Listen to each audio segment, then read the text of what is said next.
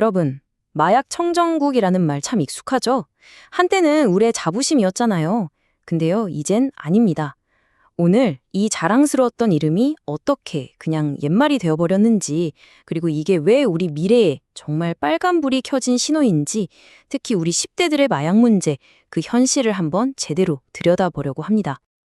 자, 그럼 본격적으로 시작해볼까요?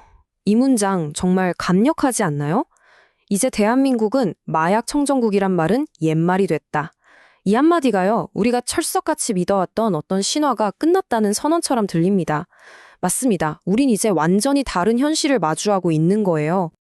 그리고 바로 이 숫자, 이게 바로 그 냉혹한 현실입니다. 24배. 지난 10년 동안 우리나라 10대 마약 사범이 늘어난 수치예요. 이건 그냥 증가 수준이 아니죠. 말 그대로 폭발입니다. 폭발. 도대체 우리 아이들한테 무슨 일이 일어나고 있는 걸까요? 자, 그래서 첫 번째 파트, 새로운 현실입니다.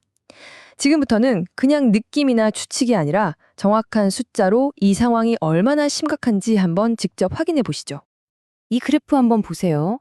와, 진짜 충격적이지 않습니까? 2015년에 10대 마약 사범이 채 100명이 안 됐어요. 그런데 불과 8년 만인 2023년, 거의 1,500명에 가까워졌습니다. 이건 이제 그냥 몇몇 아이들의 삐뚤어진 행동, 그런 차원의 문제가 아니라는 거죠. 우리 사회 전체에 퍼진 아주 심각한 위기 신호입니다. 근데 여기서 진짜 주목해야 할 게 있어요. 마약 범죄의 주인공이 바뀌었다는 겁니다. 10년 전만 해도요, 주로 40대가 마약 사범의 다수였거든요. 근데 지금은요, 20대가 그 자리를 꿰찼습니다. 이게 뭘 의미하겠어요? 마약이 이제 우리 사회의 가장 절망 심장부를, 바로 우리 청년들을 정조준하고 있다는 뜻입니다. 그럼 우리 10대들은 대체 어떤 마약을 하고 있는 걸까요? 이 차트를 보면 압도적이죠. 거의 85%가 향정신성 약품이에요. 이게 뭐냐고요? 우리가 흔히 듣는 다이어트 약, 공부 잘하게 해주는 약 같은 것들로 위장한 약물들입니다. 그러니까 마약이라는 무서운 이름표를 떼고 아주 친숙하고 달콤한 얼굴로 아이들한테 접근하고 있다는 거죠. 아니, 근데 왜 이렇게까지 된 걸까요? 어떻게 마약이 우리 10대들 사이에 이렇게 순식간에 퍼져나갈 수 있었을까요? 자, 두 번째 파트, 익명의 시장에서 그 이유를 파헤쳐 보겠습니다. 그 답은 바로 기술 발전이 만든 어두운 그림자 속에 있습니다. 이 그림 하나가 모든 걸 설명해 주는 것 같아요. 옛날에는요, 마약을 사려면 판매자를 직접 만나야 했으니까 잡힐 위험도 크고 아무나 할 수 있는 게 아니었죠. 근데 지금은 어떻습니까? 그냥 텔레그램 같은 메신저로 얼굴도 이름도 모르는 사람한테 주문해요. 마치 인터넷으로 옷 사는 것처럼요. 아이들 입장에선 마약을 산다는 것에 대한 심리적 장벽이 그냥 확 무너져 버린 겁니다. 요즘 마약 거래는 딱 이 3단계로 이뤄진대요. 먼저 텔레그램으로 익명으로 주문을 넣고요. 두 번째, 추적이 거의 불가능한 가상화폐로 돈을 보냅니다. 그리고 마지막, 이게 진짜 기가 막히는데 던지기라고 해서 판매자가 약을 어딘가에 숨겨두면 구매자가 그걸 그냥 찾아가는 거예요. 누구도 만나지 않죠. 이러니 이게 얼마나 심각한 범죄인지 죄의식조차 느끼기 어려운 구조가 된 겁니다. 판매자들은 정말 영악할 정도로 교묘하게 아이들을 노립니다. 그냥 마약이라고 안 해요. 살 빠지는 약이다. 이거 먹으면 집중력 좋아져서 공부 잘한다. 이렇게 속이는 거죠. 심지어 쉽게 돈 버는 고액 알바라고 꼬드겨서 마약 운반책, 그러니까 드로퍼로 이용하기도 합니다. 아이들은 이게 얼마나 무서운 범죄인지도 깨닫지 못한 채 그냥 돈의 유혹, 친구 따라하는 호기심에 넘어가 버리는 거죠.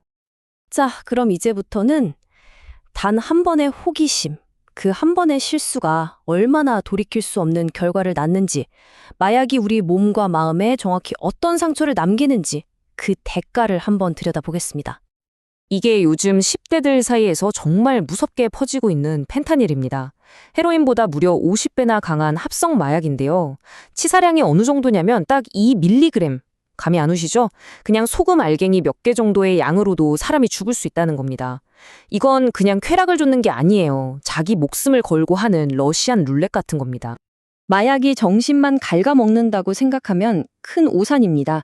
몸도 아주 처참하게 망가뜨리죠. 특히 필로폰 같은 약물은요, 사람의 노화를 엄청나게 빨리 진행시켜요. 그래서 불과 몇 년 만에 외모가 완전히 다른 사람처럼 변해버립니다. 가장 빛나야 할 그 젊음이 약물 때문에 순식간에 재가 되어 사라지는 거죠. 그 끔찍한 부작용의 상징 같은 게 바로 이 메스마우스입니다. 이름 그대로예요.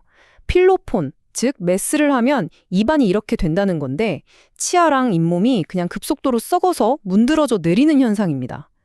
마약이 우리 몸을 얼마나 어떻게 파괴하는지 정말 적나라하게 보여주는 예라고 할 수 있죠. 그리고 우리가 정말 반드시 기억해야 할 핵심이 있습니다. 중독은요, 의지가 약해서 생기는 게 절대 아닙니다. 이건 뇌 자체가 병드는 만성 뇌 질환이에요. 무슨 말이냐면 한 번 마약을 경험한 뇌는 평생 그 기억을 못 잊고 계속해서 약을 찾게 된다는 겁니다. 단 한 번의 호기심이 평생을 따라다니는 족쇄가 될 수 있다는 정말 무서운 경고죠. 자, 이렇게 심각한 위기 앞에서 대한민국은 그럼 어떻게 맞서 싸우고 있을까요? 이제 문제 분석을 넘어서서 해결책은 무엇인지, 우리의 대응 전략은 어떤 것들이 있는지 한번 살펴보겠습니다. 네, 그래서 구체적인 계획이 뭘까요? 지금부터 우리가 가야 할 길을 하나하나 짚어보죠. 현재 국가적인 대응 전략은 크게 세 가지 기둥으로 세워져 있습니다. 첫 번째는 아예 공급 자체를 막아버리는 강력한 단속과 법 집행. 두 번째는 무조건 처벌만 하는 게 아니라 치료를 우선하는 사법 제도의 혁신. 그리고 마지막 세 번째는 전문적인 의료 지원과 사회 복귀를 돕는 겁니다. 첫 번째 기둥, 바로 법 집행인데요. 목표는 아주 명확합니다. 박한나 검사의 말처럼 공급망을 아예 박살내서 마약 구하기를 어렵게 만들고 가격을 올려버리는 거예요. 그렇게 해서 청소년들이 애초에 마약에 손댈 엄두도 못 내게 하겠다는 거죠. 수요를 잡기 전에 공급의 뿌리부터 뽑겠다는 아주 강력한 의지입니다. 두 번째 기둥은 사법 시스템의 변화입니다. 조희연 판사님은 이제 패러다임을 바꿔야 한다고 말합니다. 그냥 감옥에 보내는 처벌이 아니라 회복에 집중하는 치료적 사법으로 가야 한다는 거죠. 특히 청소년 마약 사범을 위한 치료 법원을 따로 만들어서 아이들을 범죄자로 낙인 찍기보다는 치료가 필요한 환자로 봐야 한다는 겁니다. 정말 중요한 변화죠. 그리고 마지막 세 번째 기둥, 바로 의료계의 역할입니다. 이계성 전문의는 이렇게 강조합니다. 10대들의 경우 가장 중요한 목표는 중독이 평생 가는 만성질환이 되지 않도록 막는 것이라고요.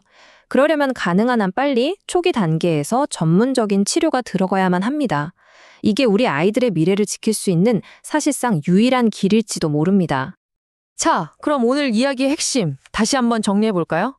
첫째, 이제 마약 청정국이라는 말은 잊어야 합니다. 현실을 직시하죠.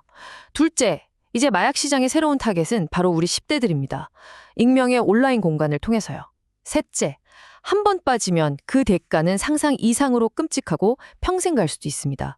그리고 마지막, 이 문제를 해결하려면 단속, 사법, 치료, 이 세 가지가 삼위일체가 되어서 함께 움직여야 한다는 겁니다. 이렇게 단속, 사법, 치료라는 세 개의 전투 계획이 세워졌습니다. 하지만 저는 마지막으로 여러분께 이 근본적인 질문을 던지고 싶습니다. 이 마약 문제는 과연 범죄와의 전쟁으로 봐야 할까요? 아니면 공중보건의 위기로 봐야 할까요?